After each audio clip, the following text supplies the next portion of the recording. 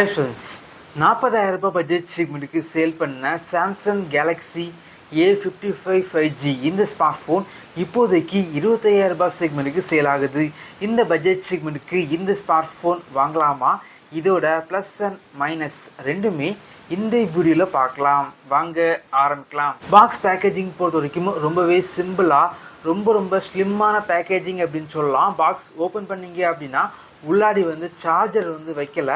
அதுக்கப்புறமா mobile phone, sim ejector பின், user manual, charging cable மட்டும்தான் பாக்ஸுக்குள்ளாடி இருக்குது. இந்த ஃபோனோட பில்டு குவாலிட்டி பொறுத்த வரைக்கும் இந்த செக்மெண்ட்டுக்கு பார்த்தீங்க அப்படின்னா மாஸ் பண்ணிட்டாங்க அப்படின்னு சொல்லலாம். இந்த ஃபோனோட சென்டரில் பார்த்தீங்க அப்படின்னா மெட்டல் ஃப்ரேம் யூஸ் பண்ணியிருக்காங்க. இந்த ஃபோனோட ஃப்ரண்ட் அண்ட் பேக் ரெண்டுமே பார்த்தீங்க அப்படின்னா Corning, gorilla glass, Victus plus use பண்ணியிருக்கனால இந்த ஃபோன் கீழே விழுந்தால் கூட டேமேஜ் ஆகுறது ரொம்பவே கஷ்டம் அப்படின்னு சொல்லலாம்.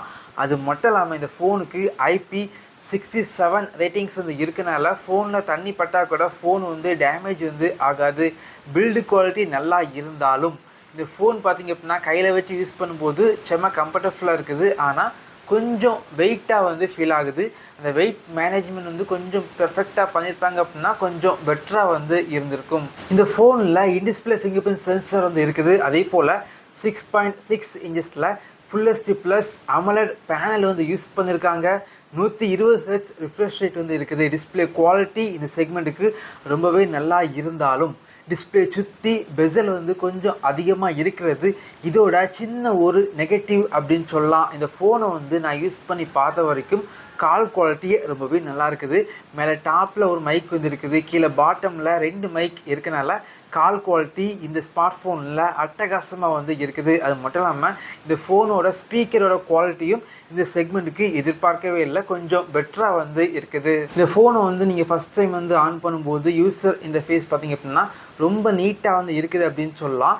யூஸ் பண்ணுறதுக்கும் கம்ஃபர்டபுளாக இருந்துச்சு. குறிப்பாக தேவையில்லாத ப்ளோட்வேர்ஸ் பார்த்திங்க அப்படின்னா இந்த ஃபோனில் அதிகமாக இல்லை. இந்த ஃபோனோட டிசைன் பொறுத்த வரைக்கும் பெரிய அளவுக்கு அட்ராக்டிவான டிசைன் அப்படின்னு சொல்ல முடியாது.